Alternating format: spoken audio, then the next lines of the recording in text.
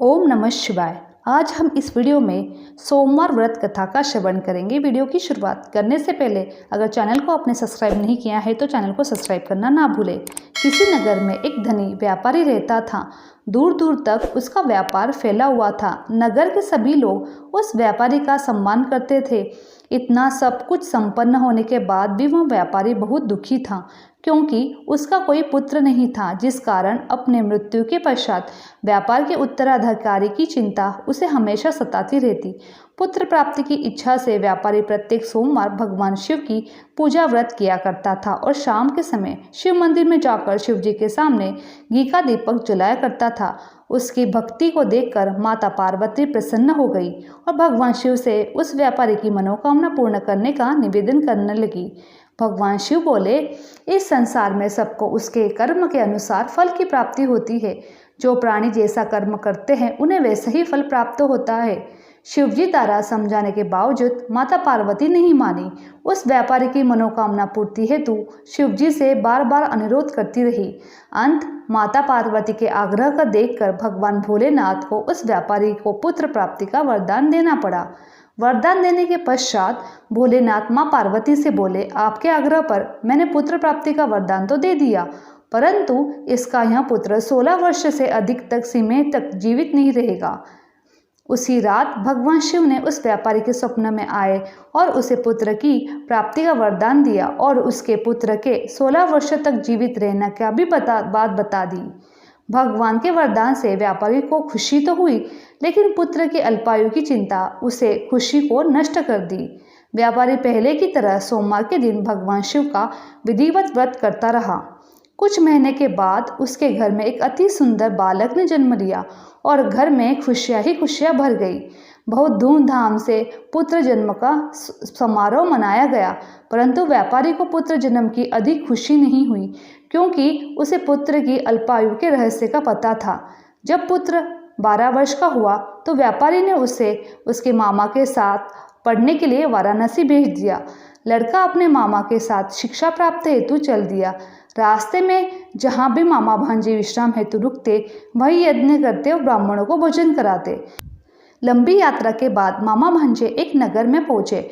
उस दिन नगर के राजा की कन्या का विवाह था, जिस कारण पूरे नगर को सजाया गया था। निश्चित समय पर बारात आ गई, लेकिन वर के पिता ने अपने बेटे के एक आंख से काना होने के कारण बहुत चिंतित था। उसे भय था कि इस बात का पता चलने पर कहीं राजा विवाह से इनकार न कर दे, इससे उसकी बदनामी भी होगी। जब वर के पिता ने व्यापारी को पुत्र को देखा तो उसके मस्तिष्क में एक विचार आया। उसने सोचा, क्यों ना इस लड़के को दूल्हा बनाकर राजकुमारी से विवाह करा दूं। विवाह के बाद इसको धन देकर विदा कर दूंगा और राजकुमारी को अपने नगर ले जाऊंगा। वर के पिता ने लड़के के मामा को इस संबंध में बात की। मामा ने धन मिलने के लालच में वर के पिता की बात स्वीकार ली। लड़के को दूल्हे का वस्त्र पहनाकर राजकुमारी से विवाह कर दिया। राजा ने बहुत सारा धन देकर राजकुमारी को विदा किया। शादी के बाद लड़का जब राजकुमारी के साथ लौट रहा था तो वह सच नहीं छिपा सका।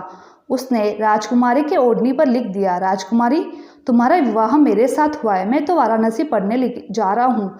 अब तुम्हें जिस नवयुवक पत्नी बनना है वह एक हाथ से काना है।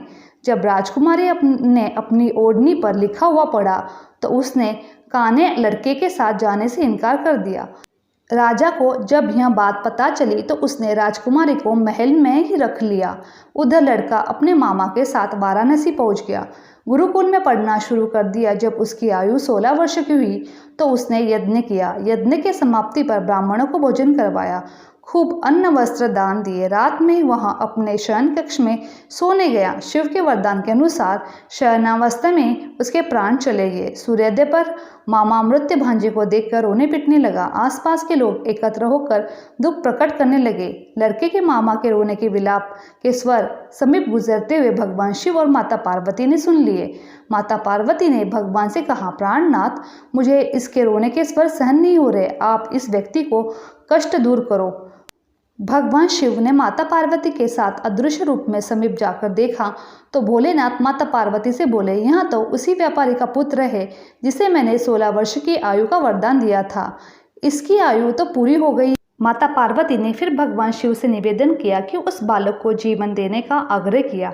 माता पार्वती के आग्रह पर भगवान शिव ने उस लड़के को जीवन दान प्रदान किया। कुछ ही पल में वह लड़का उठकर बैठ गया। शिक्षा समाप्त करके लड़का मामा एक साथ अपने नगर की ओर चल दिए। दोनों चलते हुए उसी नगरी में पहुंचे जहां उसका विवाह हुआ था। उस नगर में यज्ञ का आयोजन किया था। समीप गुजरते हुए नगर के राजा ने यज्ञ का आयोजन देखा तो उसने तुरंत लड़के और उसके मामा को पहचान लिया।